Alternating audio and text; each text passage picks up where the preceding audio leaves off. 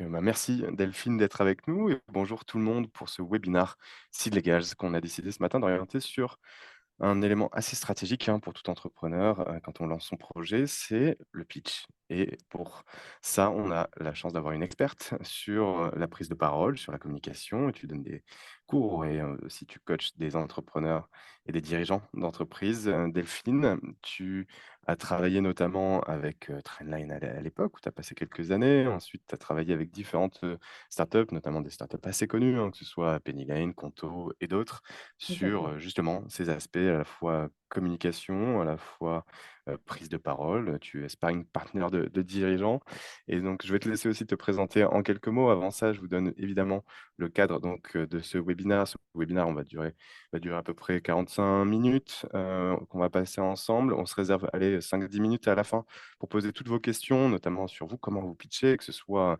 pitcher éventuellement vos produits, vos services. Mais là, ce matin, notre thématique à nous, c'est quand même très orienté. Ce sera principalement sur comment convaincre des investisseurs et comment présenter son pitch avec le sacro-saint pitch deck qui va présenter votre projet, dans lequel on retrouve évidemment la plupart des éléments qu'il ne faut pas oublier, à savoir le marché, la problématique, la solution, l'équipe et d'autres éléments. On a une checklist, d'ailleurs, si les gars, si vous voulez la télécharger, vous pouvez la retrouver avec tous nos contenus, que ce soit sur notre blog, que ce soit aussi, comme ce webinaire, notre chaîne YouTube Seed Legals France, où vous allez trouver tous les contenus nécessaires, que ce soit sur des aspects techniques, que ce soit des aspects stratégiques, comme on l'a aujourd'hui avec le pitch.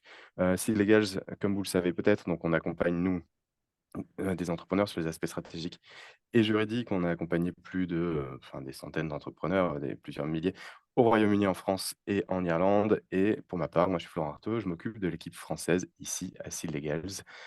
Et rebonjour et merci encore, Delphine, pour ton temps. Je vais te laisser peut-être te présenter en 2 mots avec la courte introduction que j'ai fait de ton Oui, profil et puis après on va enchaîner sur, notre thématique de ce matin. entrer dans le dur. Merci beaucoup, Florent. Super content d'être avec vous. Alors, tu as résumé le parcours très, très bien. Je vais compléter un tout petit peu. Après, je ne vais pas vous ennuyer non plus avec ma vie, mon œuvre. En effet, j'ai plus de 15 ans de communication internationale derrière moi. D'abord en interne et puis ensuite en freelance où j'ai pu travailler dans des organisations internationales, à la Deutsche Bahn, donc les chemins de fer allemands, et Trendline, comme tu l'as mentionné, où j'ai commencé, c'était Capitaine Train, ce qui m'a permis, Ouais. en effet, en étant responsable de la com de Captain Train et de vivre la croissance jusqu'à l'IPO de Trendline, de vivre une expérience en communication, consumer, corpo, financière, la totale, donc plutôt cool. Et aujourd'hui, en effet, j'accompagne les entreprises en tant que sparring partner stratégique. Et je tiens à ce mot qui parfois peut être un petit peu flou, mais qui est hyper important en boxe. Je ne sais pas si ça parle à certains. Mais comment je viens aider les dirigeants et les responsables communication à prendre de la hauteur, prendre du recul, à réfléchir un peu sur là où ils en sont dans leur stratégie de communication, comment y voir plus clair dans les angles morts, parce que quand on a la tête dans le guidon, mais on ne voit pas forcément certains points, comment on vient affiner la vision. Et ça vient également avec la formation en coaching, en prise de parole et média training. Et ce qui est aussi lié finalement au pitch, parce que quand on vient à s'adresser à des investisseurs, on a besoin de formuler clairement ses idées, aussi bien dans la fond que dans la forme. Donc, comment on vient construire ce pitch, comment on l'exprime selon la personne qu'on a en face. Et puis, par ailleurs, j'ai investi en tant que BA de temps en temps dans certaines startups aussi. Donc, ça me permet d'être de l'autre côté de la barrière et moi, d'accueillir certains pitchs et donc de pouvoir faire des retours en tant qu'investisseur. C'est la raison pour laquelle on est très content de t'avoir ce matin, Delphine, avec nous et de pouvoir justement partager, tous tes bons conseils sur cette prise de parole, sur comment convaincre des investisseurs. Évidemment, là, la question qu'on va se poser, c'est il existe plusieurs pitchs. Si on rentre tout de suite justement dans la thématique sans attendre et sans transition, quand on va pitcher d'un point de vue commercial à des clients, comme on va pitcher avec des investisseurs ou potentiellement à des partenaires, on va s'adapter à cette audience. Ouais. Mais c'est quoi, toi, tes conseils justement par rapport à ça? Il y a forcément des traits communs, et si, on peut ensuite se dire: «OK, mais c'est quoi la différence entre un pitch commercial et un pitch investisseur et quelles sont les clés pour s'adapter?» J'irais même plus loin, en fait, pour moi, il y a le pitch investisseur, le pitch commercial et il y a la présentation et souvent on confond même, pitch et présentation donc je suis désolée, je Mmh. fais un petit peu un Ah pas de bah non, c'est côté. très bien, il le faut. Juste pour tu vois, il y a différences justement, entre le pitch et la présentation. L'objectif ne va pas forcément être le même. Une presse va être pour mettre en avant des informations alors que le pitch va être là pour convaincre. La durée, le contenu n'est pas forcément le même. Une présentation va être plus longue. Un pitch, généralement, c'est un résumé un peu plus concis avec un problème, une solution et une ouverture, vers l'avenir. La structure n'est pas la même non plus entre une présentation et un pitch. Donc, on a souvent dans une présentation, tu vas avoir des statistiques marché, des tendances utilisateurs, des, solutions, alors que le pitch va être orienté plus sur avec leur storytelling sur problèmes, solutions, appel à l'investissement. Le style, l'engagement est encore différent et donc l'appel à l'action, n'est pas le même. Une présentation sera plus un appel à un échange questions-réponses, alors que le call to action finalement pour un pitch sera un appel à investissement. Donc là déjà pour moi c'est un peu différent et le pitch commercial, il peut y avoir et souvent je le vois d'ailleurs, hein, dans des decks où souvent je fais le retour de: «Attention là, c'est très bien pour un pitch commercial, mais tu viens t'adresser à des investisseurs». Et donc, le pitch commercial, l'objectif va être de vendre, tout simplement. Alors que le pitch investisseur est là pour susciter du désir, de la curiosité et en savoir plus. Donc déjà, tu n'as pas le même objectif. Ça vient pas répondre à la même question. L'audience n'est pas la même, donc ça coule de source, mais finalement, dans le pitch, tu vas avoir une audience d'investisseurs, business angel, VC, et ils recherchent des opportunités, des possibilités de gains financiers à long terme. Ils cherchent à savoir la viabilité du modèle. Alors, dans un pitch commercial, on va avoir des clients potentiels ou des entreprises intéressées pour acheter. Le contenu va varier également, puisque dans le pitch investisseur, on va parler des opportunités marché, des opportunités de croissance possibles, alors que dans le pitch commercial, pardon, on va plus mettre en avant le produit, ses fonctionnalités, l'utilisation, les différences par rapport aux produits concurrents. Le ton n'est pas la même, la durée n'est pas forcément la même également. Peut-être qu'on sera un peu plus, formel avec certains codes dans le pitch investisseur, alors que le pitch commercial, il sera plus orienté client, plus dans la conviction, dans la satisfaction des besoins, des clients. L'appel à l'action, encore une fois, n'est pas le même non plus et l'objectif, en effet, pour un pitch commercial va être de signer complètement un contrat ou d'obtenir un engagement alors que dans un pitch investisseur, on va vouloir encourager les investisseurs à financer ou à demander plus d'informations et j'insiste Mmh. sur cette idée de susciter le désir finalement et vouloir en savoir plus et passer à l'étape 2. Bah, c'est clair. Après, on peut se dire aussi, il y a quand même des ponts évidemment sur, le principal, pont entre les 2, c'est de convaincre, évidemment pas pour les mêmes raisons avec l'appel à l'action, donc le call to action dont tu parles. Sur si tu disais le temps, de la présentation n'est pas le même, donc le format diffère. C'est un bon élément à préciser. Mais concrètement, c'est quoi, en termes de format, le principale différence d'un pitch commercial? Peut-être c'est une question assez naïve parce que ça s'adapte en fonction de ce que tu vends et de l'interlocuteur aussi en face. Mais juste pour faire le parallèle avec un pitch, investisseur où on peut se dire: «OK, ça dure, je sais pas 3, 5, 10 minutes». Après il y a des questions-réponses, voilà. Est-ce que tu peux nous en donner un peu plus d'éléments Ouais, là-dessus c'est sur compliqué en effet, c'est un peu du cas par cas. Le ouais. pitch commercial, ne serait-ce dans le wording finalement, les mots que tu vas utiliser ou même ta première slide, elle va être, le produit, le meilleur biberon pour vos enfants. Et j'ai dit vos enfants et je fais exprès. Alors Mmh. que si tu vas être dans un pitch investisseur, tu vas trouver peut-être une baseline qui sera moins un slogan commercial, mais qui va porter plus sur le potentiel de développement ou la solution qui répond à un vrai problème pour les bébés ou, pour les parents en galère, peu importe. Mmh. Mais tu Qui vois, mélange on va plus la prendre du recul et on va vision. neutraliser, Mmh. objectiver le, le discours, il sera moins dans le tu, vous allez pouvoir faire ça. Puisque là, on est sur en répondant à cette problématique-là, nous permettons aux clients potentiels de faire ça. On est moins dans la projection directement de l'utilisation du produit. Ça, c'est un super, bah, c'est un super conseil parce qu'effectivement, c'est On s'adapte, on se projette, on te convainc toi dans le pitch Ouais. commercial vraiment. On insiste justement sur des chiffres ou sur la problématique utilisateur qu'on pourra effectivement, de ce que je comprends, côté investisseur, on la décrit plutôt, la problématique, sans l'adresser En de la fait, même dans manière. le pitch commercial, tu rentres dans le dur du produit finalement, puisque tu Mmh. vends ton produit, puisque tu veux que la personne en face achète ton produit. Donc tu vas pas lui parler de la problématique des clients, ils savent la problématique du client puisqu'ils ont Ah, c'est déjà leur un intérêt problématique. pour Ouais, ton ouais, bien produit. sûr. Ils connaissent le secteur. Donc toi, tu vas venir parler du produit et des spécificités techniques et en quoi ton produit est meilleur que celui du concurrent. Alors que dans le pitch investisseur, pardon, justement, tu viens parler de la problématique, du problème qu'il y a sur le marché et comment toi, face à ce constat et cette problématique, tu viens apporter une solution que tu vas proposer plus tard, évidemment, au commercial, mais que tu vas proposer sur le marché et qui va permettre une croissance et une possibilité de gain et de croissance financière également. Est-ce que c'est On est clair? c'est très clair, en tout cas et de toute façon, de votre côté, si pour vous, il y a Ouais. des questions, vous les posez, vous avez le chat, hein.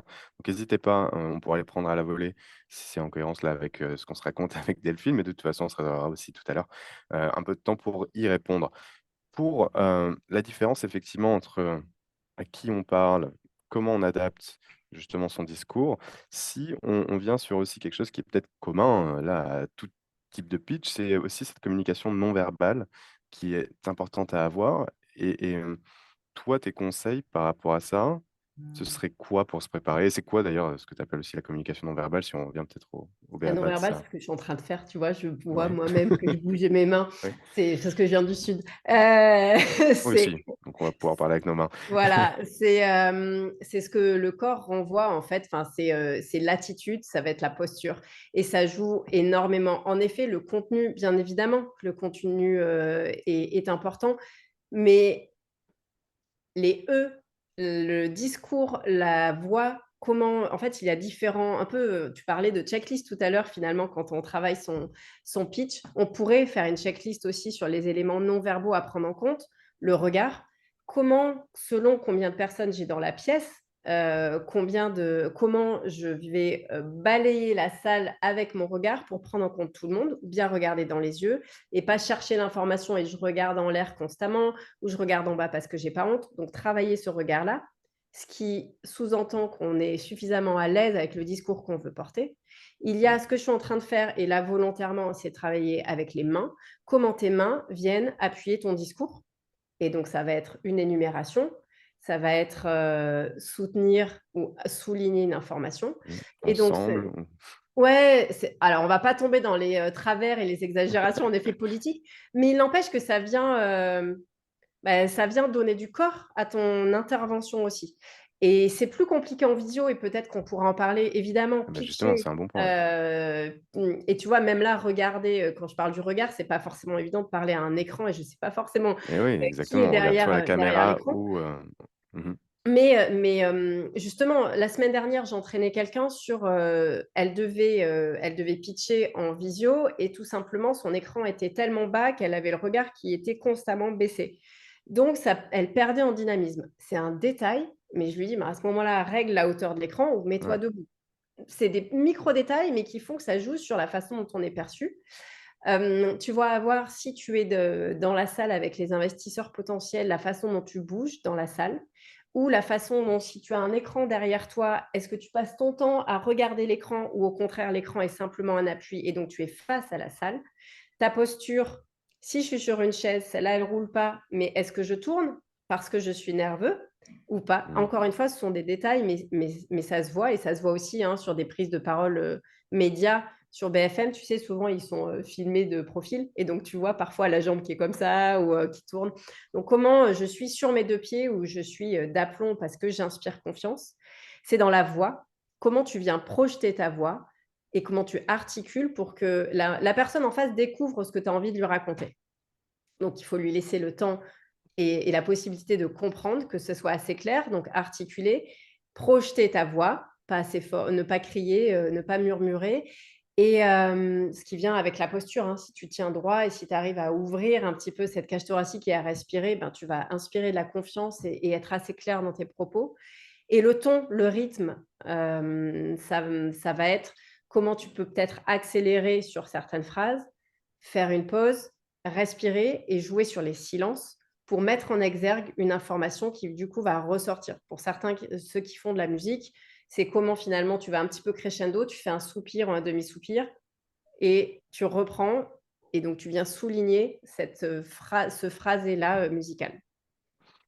Et d'ailleurs, là-dedans, donc c'est ce qui va de pair avec ce que tu nous expliques, ici, il y a le fait d'incarner, ce qu'on est en train de dire et donc éviter clairement de lire ou d'avoir ce ton un peu, monocorde et que ça tombe dans une certaine litanie d'une liste comme ça qu'on décrit et vraiment de l'incarner parce que si on vient là, vraiment et on se concentre sur le pitch investisseur, on incarne son projet et on ne doit pas attendre que la slide suivante arrive pour pouvoir peut-être, dire ce qu'il y a dedans mais et de la même façon, ce qu'on peut expliquer ou des fois c'est des conseils comme ça sur incarner le projet et être percutant dans le pitch parce que c'est ça aussi le principe, hein, c'est d'embarquer les investisseurs dans l'histoire et on va y venir après sur le narratif, comment on le construit et Ouais, cetera. Mais là, déjà sur cette partie pour faire la suite avec tes conseils, sur la communication, que ce soit non verbale, sur comment tu l'incarnes et comment justement tu travailles et ce serait quoi tes conseils par rapport à ça pour le rendre d'autant plus dynamique, impactant, heu juste un peu sur cette forme, et éviter les un peu le lieu commun et les erreurs classiques sur on va lire, on va attendre qu'il y ait la slide suivante qui passe pour pouvoir le faire. C'est quoi tes conseils là-dessus, s'entraîner, s'entraîner, s'entraîner, Ouais. s'entraîner, s'entraîner, c'est un peu la base. En fait, la clé, c'est le contenu. Ensuite, une fois que tu es très au clair sur ce que tu veux dire, finalement, tu vas t'en imprégner, ça va être tellement naturel que les transitions et la façon dont tu vas amener tes slides derrière toi et cetera, ça va se faire tout seul.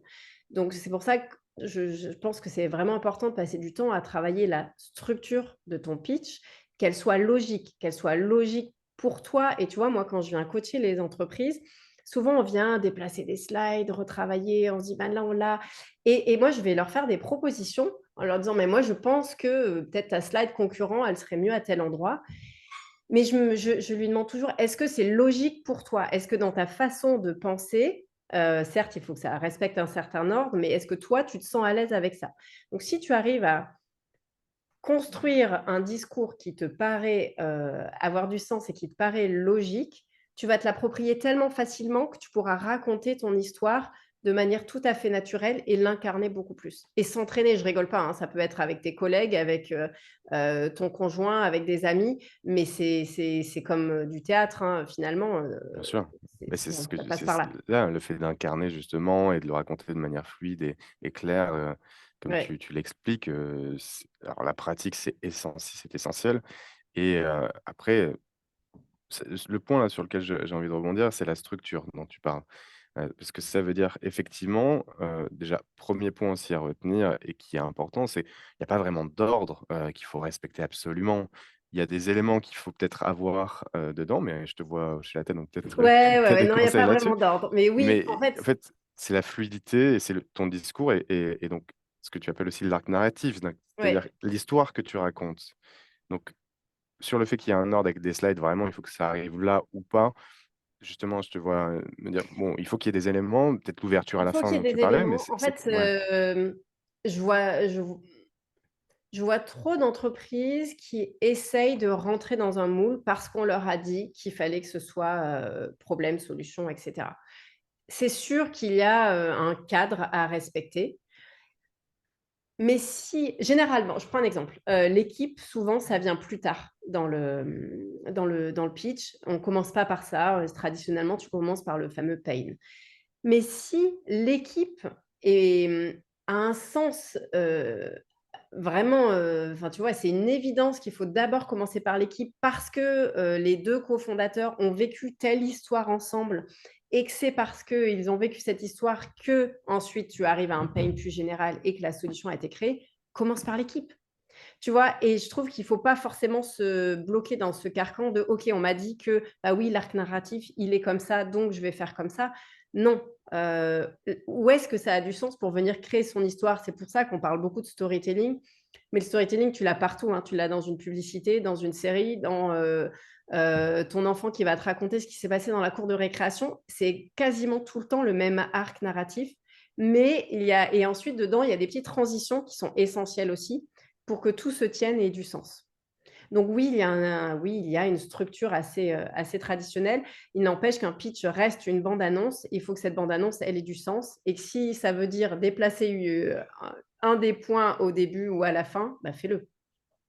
Et si tu nous donnes, un exemple, je sais pas, avec, Capitaine Train, l'angle que tu pouvais prendre peut-être sur ce pitch, enfin sur le pitch investisseur ou qui était choisi à ce moment-là, comment il était? Ou avec d'autres sociétés que tu as pu, accompagner, c'est, c'était quoi un peu les choix? Parce que En fait, là, ça tu viens de le évolue dire, beaucoup. c'est Ça ouais, évolue beaucoup, si je prends Capitaine Train, tout le storytelling a évolué, au fur et à mesure que l'entreprise a connu de la grandissait, croissance ouais. et c'est ça qui est aussi important à retenir et un pitch, évolue en fonction de la maturité de la boîte.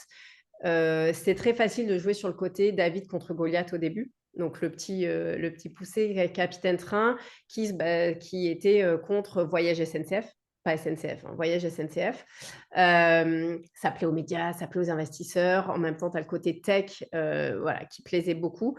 Comment ensuite tu le fais évoluer? Ça va changer parce que tu vas avoir de l'attraction, une base d'utilisateurs, des early adopters et donc à ce moment-là, tu vas prendre un autre angle sur la vraie problématique rencontrée par les utilisateurs qui veulent acheter des billets train et comment, Captain Train ou Trainline maintenant répond à cet enjeu-là, surtout avec le voyage à l'international, la possibilité de combiner des billets et cetera. Donc le besoin a évolué et le fait que la solution était plus robuste ensuite, on pouvait, changer l'approche. Mais au départ, on a commencé par, David contre Goliath. Si je prends d'autres, start-up en fait a des façons d'amorcer ton pitch qui est différent et c'est un peu l'enjeu de l'accroche qui est le cœur, enfin qui est vraiment, quasiment le plus important. Mmh. Tu sais, on n'a qu'une 1re fois pour faire, une bonne impression comme on dit et ça peut être soit un chiffre très, très fort. Là, tu es dans le domaine de la santé, comment tu viens balancer que 80 des Français, souffrent de telle maladie et aujourd'hui il n'y a pas de solution. Bon, c'est assez lourd, mais un chiffre, voilà, parle très fort. Ça peut être Ça une crante, histoire très mmh, ouais, c'est ça, ça peut être une histoire super personnelle. Là, donc je suis associée d'une entreprise qui s'appelle Saifi et qui est autour de la sécurité. Donc, Luc, le fondateur, finalement, il part de son histoire personnelle d'agression, dans la rue à Marseille et comment, et d'autres personnes à Marseille aussi, sans vouloir, donner de stéréotypes sur la ville et comment de cette histoire-là est née la création de Saifi. Donc ça a du sens. Donc ça peut être, comment tu viens créer une émotion ou déclencher même un chiffre en fait, déclencher une émotion chez la personne qui va t'écouter pour capter tout de suite son attention. Et c'est là où, ce que j'appelle alors c'est un peu rébarbatif, c'est du grec ancien, le logos et le pathos, mais c'est là où tu vas chercher cet équilibre-là entre le pathos, donc qui est l'émotion et que tout être humain, même un investisseur peut avoir, et qui va venir, susciter cette attention-là et le logos ensuite, donc le rationnel, les chiffres qui viennent finalement, rationalisé, rassurer, mmh. rationaliser en disant: «OK, enfin en fait derrière il y a de l'attraction, il y a un marché» et cetera. Mais ça, c'est, hyper intéressant ce que tu nous racontes parce que là, comme tu l'as expliqué, l'accroche, effectivement, c'est les 30 1 secondes, même, Ouais, moins, 15 ou 30 et à la fois là-dedans, on doit y mettre, cette accroche, donc ce chiffre. On doit planter le décor sur, peut-être y mettre aussi l'ambition, la vision, mais de manière très, en filigrane quoi ou en tout cas et aussi que ce soit très clair sur ce qu'on fait au tout début. Parce que souvent, enfin, dans certains pitchs, on peut retrouver un peu trop tard, «Ah OK, tu fais ça», ouais, c'est en clair. fait. Alors que, bah, on a passé, allez, 1 minute, 1 minute 30 peut-être, tout dépend après on pourra dire justement en fonction de comment on adapte en termes de longueur de la présentation. Mais où on parle de choses, mais où, bah, l'interlocuteur, il sait pas où il est en fait et C'est donc un peu c'est c'est pas simple, hein, c'est pas un exercice non, non, simple alors c'est très et compliqué, ouais, évidemment, c'est, En fait, ton accroche, elle doit montrer à la fois, sur quel marché tu es, et à qui tu t'adresses assez rapidement parce que souvent je me dis: «Je comprends pas en fait, qui est l'acheteur potentiel». Donc c'est je sais pas moi, est-ce que vous saviez qu'aujourd'hui des millions d'entreprises, n'ont pas, échouent parce qu'elles n'ont pas accès à des outils de gestion efficaces? Donc je comprends qu'on me parle de B2B, d'outils, a priori de gestion, donc je comprends assez rapidement et encore des millions, je pense que je pourrais le qualifier un petit peu plus. Mais, c'est comment tu viens introduire ta solution sans rentrer dans les détails tout de suite, mais je sais sur quel marché, quelle industrie, quelle cible et en même temps, en effet, il y a, quelque chose qui me fait un électrochoc et ça en 15-20 secondes. Et ça va avec aussi un peu cette baseline, hein, qui est souvent sur la première slide, du Il y a deck. le logo, enfin avec le nom, Voilà et et qui en c'est dessous, au départ sur, les meilleurs biberons pour, vos enfants où là, on est dans du commercial et là, il faudra changer ta baseline pour un pitch, investisseur. ouais, un biberon révolutionnaire pour changer la vie des C'est parents ça, ou je ne je sais sais quoi. pas. OK, ouais, non plus. Mais, et Et attention, juste pardon, je rebondis, excuse-moi, je te coupe, mais sur le côté vas-y, je t'en prie. révolutionnaire, pour moi, c'est une Ouais. des erreurs. Alors, je veux pas Ah, mais vas-y, casser typiquement, ton voilà. Ah la non, non, mais du structure, tout. mais Je suis c'est pas une coach des en prise de erreurs parole, hein. et non, non, mais les, meilleurs du monde, on va conquérir, on est en France, dans 2 ans, on est aux États-Unis, en Asie, ouais, restons aussi un petit peu réalistes. Les hyperboles et c'est là où c'est aussi intéressant selon les marchés, mais les hyperboles, en France en tout cas, sont pas forcément les bienvenus. Donc, les premiers, les meilleurs, révolutionnaires, on transforme tout. Moi, ça me fait toujours un petit peu peur, ça tu vois, tu peux te dire: «Ben, il y a peut-être un petit peu d'arrogance» ou alors vous avez vraiment craqué un truc et tant mieux et franchement, dites-moi et Mmh. j'investis. Mais, faut avoir un petit peu de réserve et d'humilité aussi. OK, parce que c'est intéressant ce point, parce que là, ce qui me vient en tête, c'est quand on est au tout début, typiquement, là, et tu l'as très bien expliqué, le pitch, c'est quelque chose de vivant, donc qui va s'adapter, qui va se mouler et qui va être évidemment, en fonction de la maturité du projet et de où on se situe. Mais si on prend là l'exemple d'une société très jeune, donc la plupart des sociétés pré-seed, seed, ben, par exemple comme, avec l'exemple de Luc côté Seifi, qui est aussi un utilisateur Silicash, et donc quand tu vas commencer, que tu as pas grand-chose au début, c'est pour ça que tu peux te dire: «Je vais essayer de jouer sur, une vision, une ambition qui est là un peu avec les hyperboles, tu recommandes pas forcément», mais c'est un très bon point. C'est pour ça que je rebondis dessus. Sur comment quelles sont tes forces à toi? Donc tu donnais aussi l'autre exemple avec, Capitaine Train qui était David contre Goliath. Donc, oui, bah, moi je suis, le challenger à vouloir rentrer sur ce marché, mais changer les choses avec et après il y a le discours qui va suivre. Et donc ce serait comment pour, voilà, les sociétés très jeunes, si on doit éviter ces hyperboles, en tout cas Non, mais en pour fait, c'est certains? comment, déjà étudie ton marché et montre que tu as étudié ton marché. Ouais. Et ça vraiment, le nombre de pitch que j'entends où en fait il y a zéro étude de marché, je te jure que ça me fait peur et je me dis: «Mais comment tu peux te lancer sans avoir étudié?» Donc ça me paraît une Ça, c'est évidence, le mais b.a-ba, on je est le d'accord, ouais. vois vraiment trop souvent. Donc étudie ton marché et même si tu es au début, montre qu'il y a un potentiel et qu'il y a un vrai besoin. Ça renvoie à la question du pain finalement, donc Mmh. où est-ce qu'il y a ce fameux trou dans la raquette? C'est une expression que j'utilise assez souvent, mais elle est assez parlante.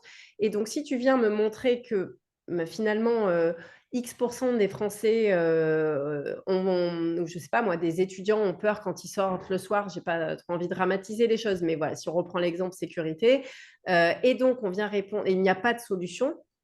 Nous, on vient répondre avec cet outil-là. Je vais comprendre qu'il y a une possibilité sur le marché. Ensuite, travaille ta proposition de valeur.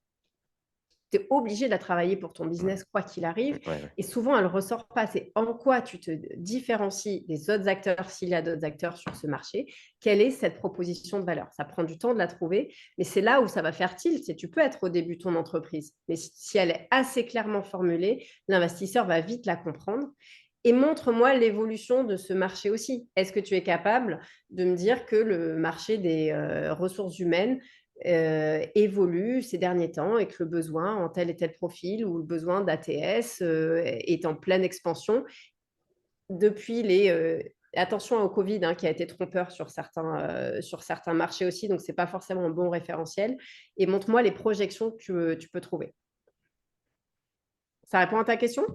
Ça répond clairement à ma Ouais, question. ok. Je te Si, remercie. bah, moi, je suis là pour vous, hein, donc franchement, si ça répond Ah pas, non, non, n'hésitez pas, hein. non, non, exactement. Et encore une fois, n'hésitez pas à participer. Euh, le point aussi, et la question que je me posais, c'était là, on essaye, et donc, juste pour rebondir sur la proposition de valeur, euh, elle est, parce que ça peut paraître simple quand on le dit comme ça, mais effectivement, de la trouver, et tu l'as dit aussi hein, tout à l'heure, c'est compliqué. Il faut tester, il faut itérer, et puis il faut la travailler. Et puis, plus on a aussi des retours utilisateurs, d'où le fait clairement d'étudier son marché, d'avoir des retours utilisateurs pour adapter, comprendre les besoins et savoir comment parler à ses utilisateurs, mais aussi comment ensuite présenter et savoir quelle est la problématique, le fameux trou dans la raquette, c'est essentiel et c'est des bons conseils. Si là, l'autre question que je te pose, c'est évidemment, on n'a pas que des forces quand on lance son projet. Et je te donne un exemple très concret, c'est on est deux fondateurs, on est les deux cofondateurs du projet. On développe un business qui est une solution, le logiciel, un SaaS. Et on veut donc faire du SaaS B2B, mais on n'a pas de cofondateur CTO. Toi, tu es sur la partie marketing communication, moi, je suis sur la partie business et un peu expertise métier, mais on veut quand même construire une solution tech. Mais il nous manque cette brique hyper importante d'avoir ce cofondateur ou cette cofondatrice qui nous apportera cette expertise de dev et développement tech qui est nécessaire. Euh, Ça ne veut pas dire qu'on va pas pouvoir lever des fonds du tout, et on en voit tous les jours, Hmm, je pense que tu en vois aussi, mais super. comment en fait, et donc là, je reviens à la question, on met un peu plus en avant nos forces, on ne cache pas complètement les faiblesses, parce que l'idée n'est pas Non. non plus d'occulter ces points, mais comment tu procèdes là dans cet exemple ou d'autres que tu as pu voir? Moi, je pense qu'il faut être assez honnête. En effet, de toute façon, ça se saura parce que si ton pitch est bon, eh ben, l'investisseur potentiel va creuser et donc il va vite s'apercevoir qu'il n'y a pas de CTO. Après, j'imagine que le CTO est peut-être en freelance, tu vois. Donc, expliquer simplement que ben là, vous vous êtes lancé avec ce que vous avez aujourd'hui et que c'est pour ça que vous êtes là aujourd'hui en pitchant pour pouvoir lever et recruter le CTO qui permettra de faire telle et telle chose. En fait, si tu expliques, voilà ce qu'on a trouvé sur le marché, voilà notre idée pour répondre aux besoins. Voilà ce qu'on a réussi à faire avec l'équipe en place, tout en arrivant à s'entourer des bonnes personnes aussi, que ce soit des freelances ou même des advisors. Et je trouve que c'est toujours une bonne chose de montrer qu'on a su aller chercher ou activer un réseau. Voilà là où on veut aller, parce qu'on pense que ça peut marcher, parce que voilà la croissance du marché, etc. Pour aller là, on a besoin de temps, ce qui va nous permettre de recruter et d'accélérer, de développer telle et telle fonctionnalité et de faire X euros de vente d'ici tant d'années. Sois honnête, ça se comprend et ça aura tout son sens pour l'investisseur. Ouais, bah, ça répond aussi à ma question, Tant mais mieux. clairement, là aussi, le point sous-tendu de cette question, c'est il faut expliquer, et ce sont des partenaires, les investisseurs, avec qui Ouais, on va travailler, et pas les voir juste comme des personnes qui sont prêtes peut-être à mettre un petit ticket, mais ça, c'est de plus en plus commun d'avoir ces personnes qui sont à la fois des personnes qui financent le projet, mais à la fois qui apportent de l'expertise, du réseau, ce qu'on appelle le smart money. Euh, et tu l'as dit aussi tout à l'heure, souvent ce pitch, c'est pour pouvoir en fait créer une relation et approfondir en fait l'échange.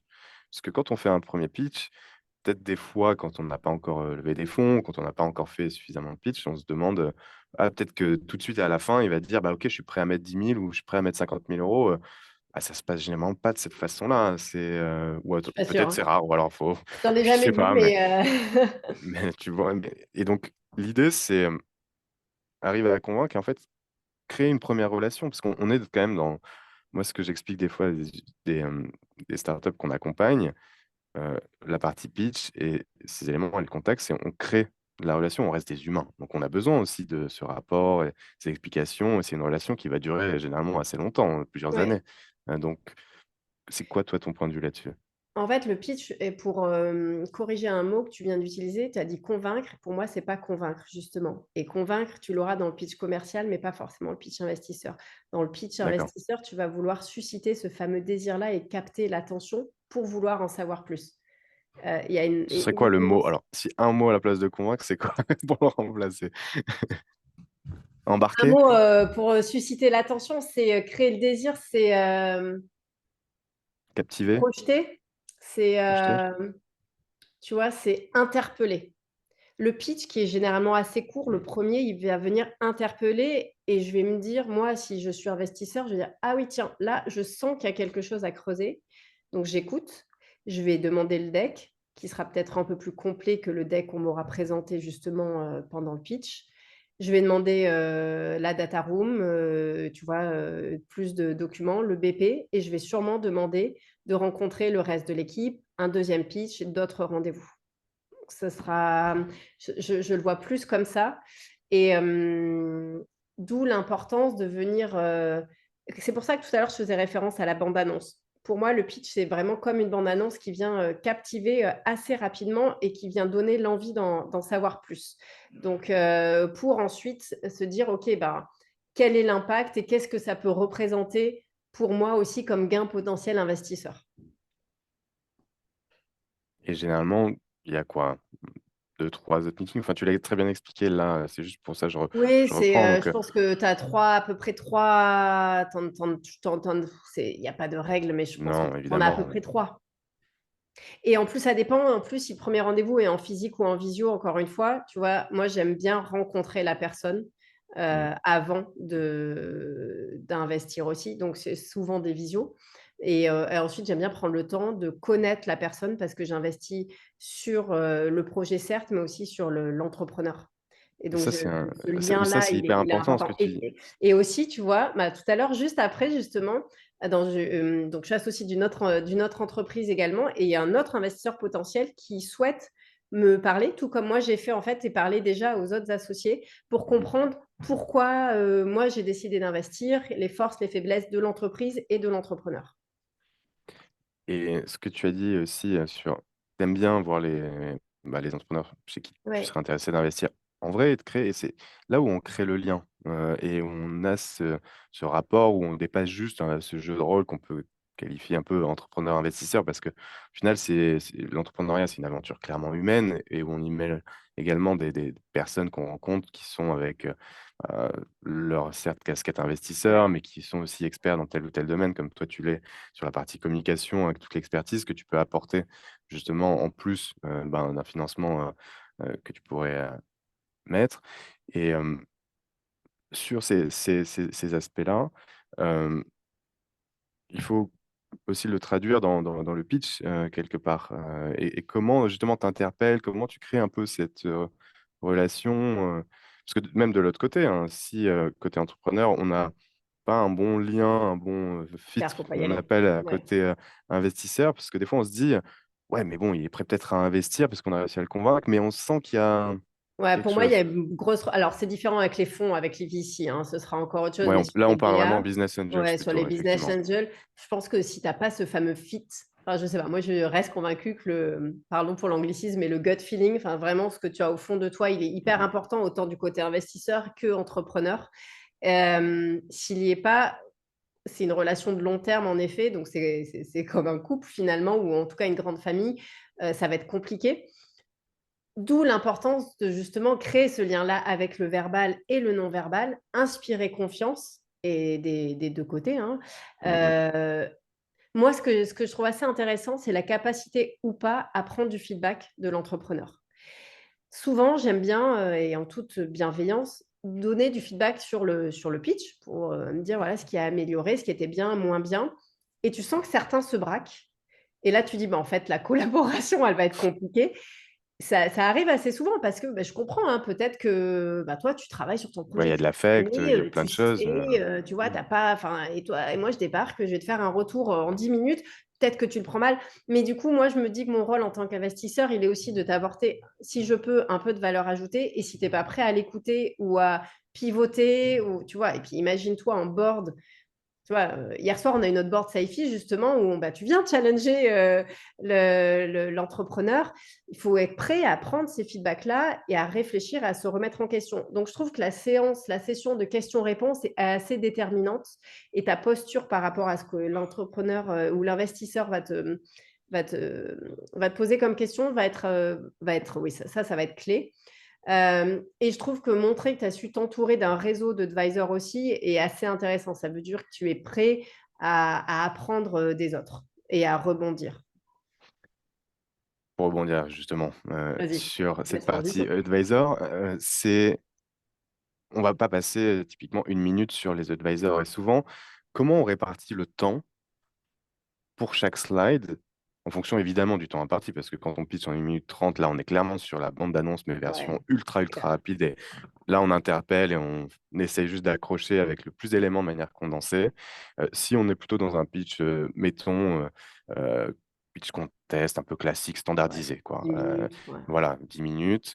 Euh, En termes de répartition du temps, c'est quoi? Comment tu te dis, là, je passe un peu plus de temps là-dessus, peut-être sur l'équipe, parce que quand on est, et encore une fois, là, on se dit, on est une jeune société, on va lever des fonds en pré-seed ou en seed auprès de business angels, voire là, pourquoi pas en pitch aussi, il y a peut-être des fonds d'investissement en face.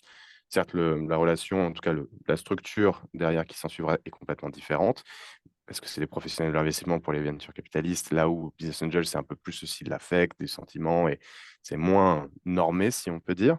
Mais mis ça de côté, et pour raccourcir un peu cette question, c'est comment justement tu arrives à te dire 30 secondes là, 1 minute peut-être sur cette slide, Franchement, c'est sachant marrant. effectivement... J'ai jamais eu cette question-là Non? et je me Ah la bah suis jamais écoute, posée. Non, non, mais c'est une bonne question.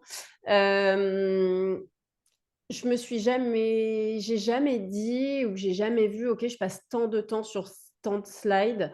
Euh, Très bonne question. Pour moi, c'est plus. Alors, il y a la question du nombre de slides, mais ça va avec ce que tu oui. mets sur tes Bah, slides parce aussi. que souvent, on est à 15-20 slides, et si tu vois déjà un pitch deck avec 60 slides, tu fais, oh putain, Ouais, je ne pardon. sais pas si je Mais, lis. Hein. enfin, Ouais, mais... non, mais c'est ça. Non, non, mais après, honnêtement, ça m'arrive de dire bah, découpe cette slide en 3 slides parce qu'elle est imbuvable. Mais ça dépend si c'est un deck que tu envoies ou un deck que tu pitches aussi. Hein. Donc, c'est vraiment différent. Ça, on a l'elevator pitch qu'on peut qualifier avec ses anglicismes, du pitch un peu plus complet. Donc, l'elevator pitch, c'est celui qui est plus condensé, qui fait quoi, une dizaine de slides à peu près. Ouais, Bon, ça max. dépend, max, ouais, ok.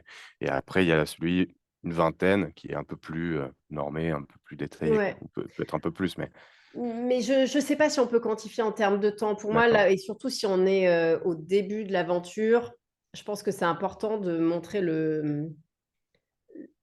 je reviens sur le trou dans la raquette, hein, mais en fait, c'est vraiment ça. Donc, comment tu arrives à vraiment identifier le pain et à le chiffrer? Souvent, je passe du temps à travailler sur le positionnement stratégique de l'entreprise, parce que finalement, le pain est soit trop large, le B2B, le B2C, tout le monde a un problème. Bah, en ce moment-là, tu ne réponds pas vraiment à un questionnement très précis. Et surtout, si tu es au début, tu ne pourras pas répondre aux besoins de tout le monde. Donc, comment tu viens très précisément cibler un problème sur une verticale, quitte à avoir une vision pour l'avenir. Et là, si moi, j'arrive à comprendre que tu as identifié ça avec un chiffre ou des chiffres très forts et un potentiel marché, ça me suffit. Je ne dirais pas passer du temps. Passer du temps sur l'équipe, franchement, ceux qui passent 2 minutes sur l'équipe, c'est presque trop long sur un pitch de 10 minutes, Ouais. sauf s'il y a une Non. réelle pertinence à me présenter l'équipe. Et De on même, revient une sur comment accroche tu sur 10 raccroches au minutes, ouais, storytelling. si tu vois, lundi, j'ai écouté des pitch training et en fait, sur un pitch de 10 minutes, il avait 2 minutes 25 d'accroche, de contexte et là, je lui dis: «En fait, c'est trop déséquilibré et j'ai même pas vu le produit, donc ça fonctionne pas». Et Donc non, mais ouais, tu vois, donc c'est des bons. plutôt Il y 40, a pas... 30 secondes d'accroche, tu rentres dans ton contexte et presque 1 minute par slide max, quoi. Hmm.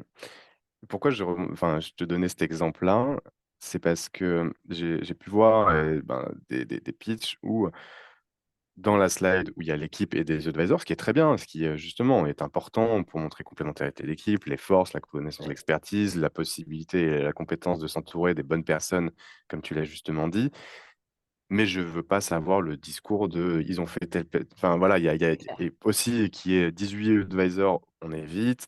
Je caricature évidemment, mais et pas passer, en fait, trop de temps. C'est pour ça que je posais cette Ouais. question ou comment on arrive et c'est, en fait, comment on appuie sur les éléments qui nous paraissent les plus importants, basés sur le modèle et sur ce qui est aussi un peu nos forces et après, c'est pas du tout on élude, mais si on passe un peu moins de temps sur certains aspects et de toute façon, il y aura aussi la session des questions-réponses qui permettront, si l'investisseur, souhaite approfondir tel ou tel point, bah, on y va et on en discute.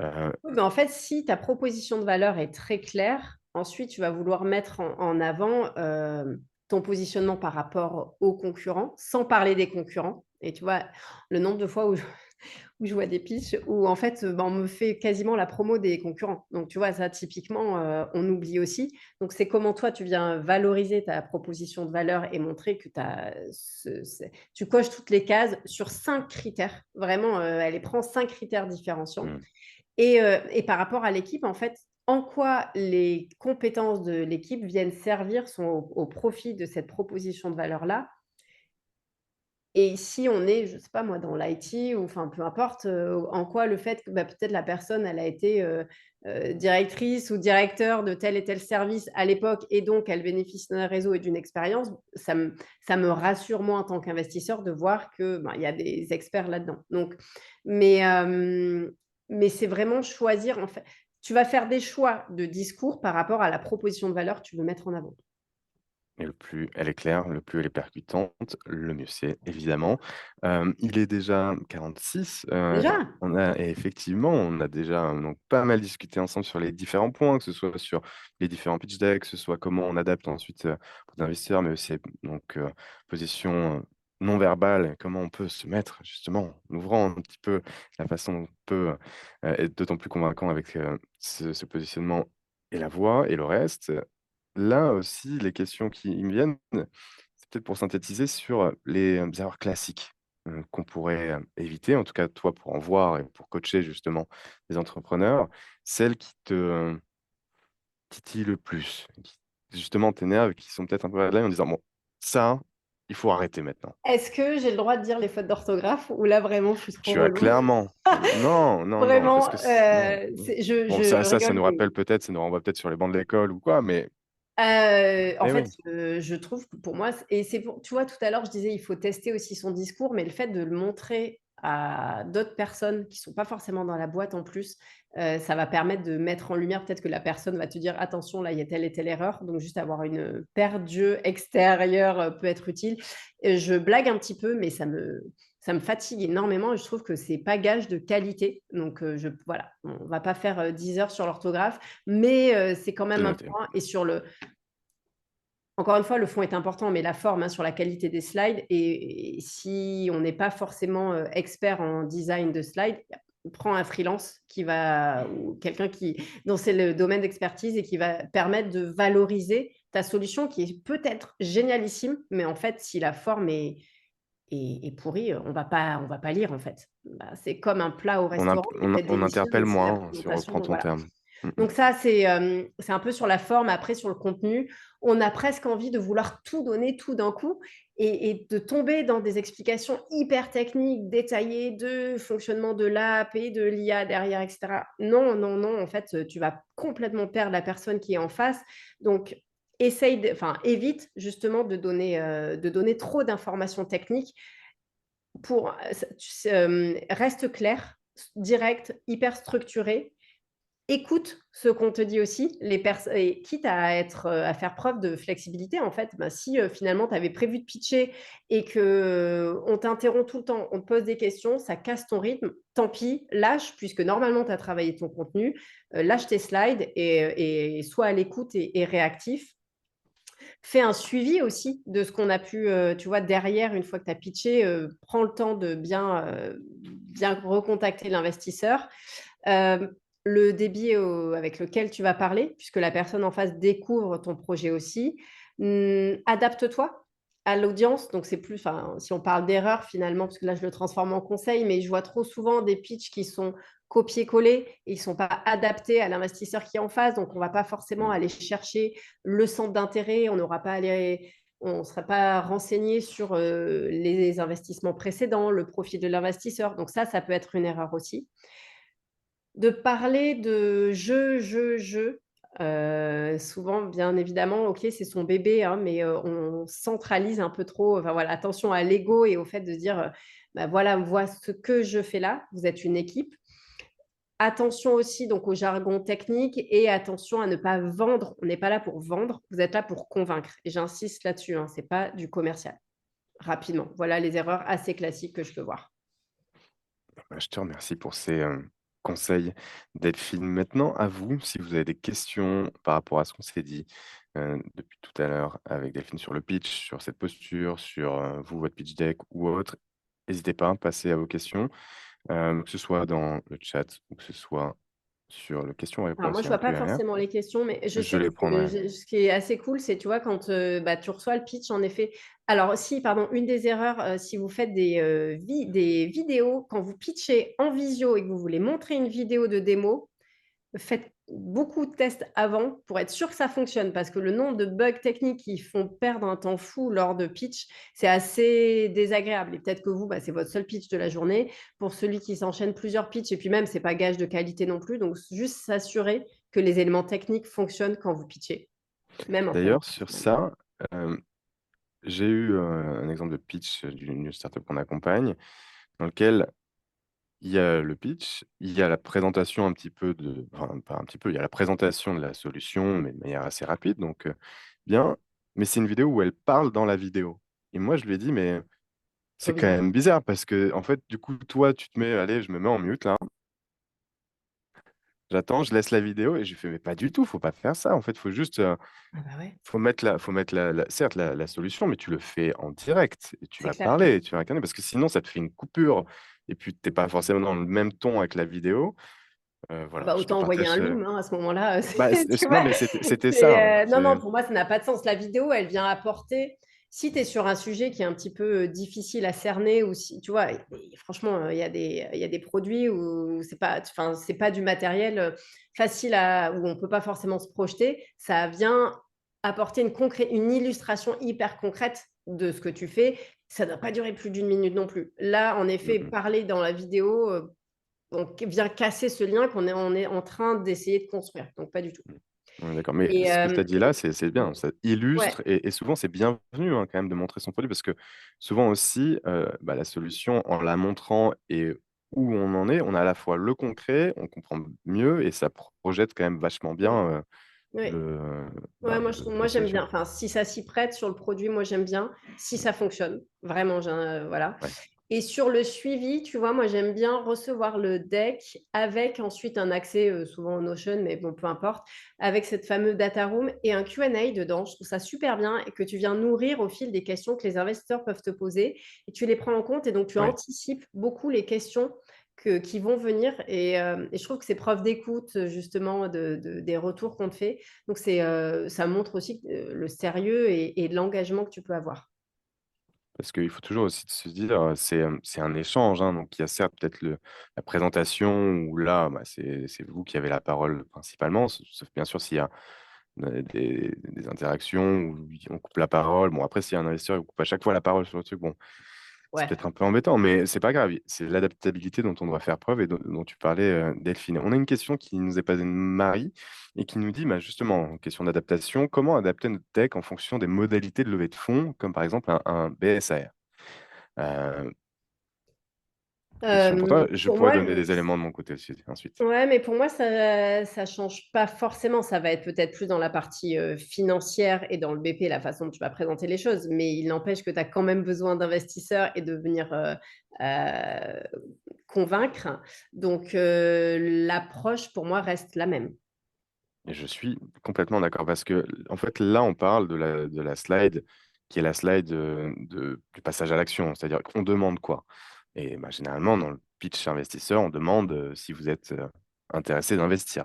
Et donc on Ouais. a cette fameuse slide sur le besoin de financement, combien vous avez peut-être déjà sécurisé, heu et par contre, on ne met pas la valorisation de combien, on va pas mettre on peut mettre éventuellement si c'est en BSAR ou en augmentation de capital et encore, pour moi, des fois, je me Ouais, dis, même pas au j début, ouais. bah, effectivement, parce que moi, je me dis: «Si la personne en vient à poser cette question, c'est peut-être aussi un signal faible qui est donné sur, l'intérêt. Peut-être pas, hein, peut-être c'est vraiment la curiosité, du OK, bon, si c'est en BSR, c'est encore moins le cas que j'investisse, parce que certains investisseurs ne peuvent pas aimer trop cette forme, heu, qui est très adaptée, ceci dit, sur les projets. On en fait énormément, nous, à Sea Legals, et donc pour répondre effectivement à ta question, Marie, tu gardes, la même structure et tu vas pas du tout adapter par rapport au BSR, et ça revient à ce que tu disais, hein, Delphine, en fonction de la maturité, en fonction de tous les points, de quelle accroche tu prends. Est-ce que c'est une accroche personnelle adaptée à l'histoire de l'équipe fondatrice, ou est-ce que c'est un chiffre, une problématique? Est-ce que c'est tu mets de l'ambition, mais éviter les hyperboles ou faire un peu attention là, Ouais. c'est ton conseil de ce que je retiens. Et oui, à la fin, cette slide où on demande combien, on souhaite lever des fonds, y mettre éventuellement, c'est sous forme de BSR, et encore, pas forcément, on met juste le montant, à quoi vont servir les fonds, quelle est aussi la temporalité, parce que c'est souvent de mettre, OK, on lève des Ouais, fonds, mais quand? ouais. Je trouve Ouais, que c'est qu'est-ce que pas tu aimes mal bien de justement sur cette terminer slide, sur, on veut lever tant pour faire ça d'ici tant d'années. Tu vois? C'est mmh, hyper clair. et on arrête, cette levée de fonds d'ici, tant, Ouais. par exemple, d'ici fin d'année, parce que ça permet aussi de mettre cette temporalité et de se dire, et de créer un petit peu de Un l'urgence. peu de Vous, ouais, ouais. c'est côté, parce qu'on peut dire: «OK, bon, bah, très bien, bah, on se reparle d'ici 2 3 mois». Ah non, mais là, on va finir peut-être le closing fin du mois, donc il faut se décider. Bon, après, vous voyez, hein, parce que si c'est fin du mois tous les mois et que vous revoyez la personne, vous voyez un peu l'idée, mais Ouais, hem, après attention en effet au timing et bon ça renvoie à la question de est-ce qu'il faut lever et à quel moment? Attention, enfin tu vas souvent avoir la question de combien il te reste pour tenir sans lever de bien fonds et sûr, s'il te reste 1 mois, je pense que ça va être très compliqué pour lever. évidemment, Mais le ça arrive, meilleur hein. des situations, c'est de lever des fonds quand on n'a pas forcément besoin, mais bon, ça, c'est un idéal et c'est quand même, Mais c'est un heu vrai sujet, hein, sur est-ce qu'il faut lever, quand est-ce qu'il faut lever? Je peux enfin bien sûr, vas-y, donne, tu vois, toi, tes c'est retours. est-ce que le fait d'aller pitcher, faire ton roadshow, rencontrer des invests et cetera est hyper chronophage et là, j'utilise l'hyperbole à dessein, à bon enfin vraiment, volontairement, c'est-à-dire que ça va est-ce que tu veux ou est-ce que tu es capable d'investir du temps pour étoffer ton réseau, rencontrer ces investisseurs, quasiment au détriment ou en tout cas au détriment du développement de ton entreprise, ce qui va créer un ralentissement ou alors, si vous êtes plusieurs, qui se charge de cette partie-là? Parce que sinon ton business va en souffrir. Est-ce qu'il faut parfois privilégier le développement de l'attraction de la clientèle et le biz dev plutôt qu'aller chercher une levée de fonds? J'ai pas la réponse, c'est vraiment du cas par cas, mais c'est une vraie question qu'il faut se poser. C'est un point central parce que, comme tu l'as dit, lever des fonds, c'est chronophage, ça prend du temps. Il faut être préparé, d'où, là, on espère que ces conseils et ce webinaire puissent vous être utiles justement sur la posture, le pitch, le discours, comment accrocher et surtout interpeller des investisseurs pour créer ce lien et pourquoi pas demain un futur partenaire financier. En tout cas, merci Delphine, c'était un plaisir de t'avoir ce matin. Je ne sais pas s'il y a d'autres questions, heu, de votre côté? De toute façon, si vous en avez, n'hésitez pas à prendre un créneau avec, nous, les experts côté Silegal, à nous poser des questions. On vous partagera aussi en replay ce webinaire, de contacter aussi Delphine directement, si vous avez des questions sur la prise de parole, sur, aussi, du coaching, sur les aspects communication et autres. Et encore une fois, c'était un plaisir d'échanger avec toi ce matin, Mmh. Delphine, et je te Plaisir remercie. partagé, merci beaucoup. J'espère que voilà, ça vous a donné quelques informations utiles. Sinon, n'hésitez pas en effet si vous avez des questions. Et ben, écoutez, passez une très bonne journée. Je vous dis à bientôt, et à bientôt aussi Delphine. Merci, à bientôt, Au bonne journée. revoir. Au revoir.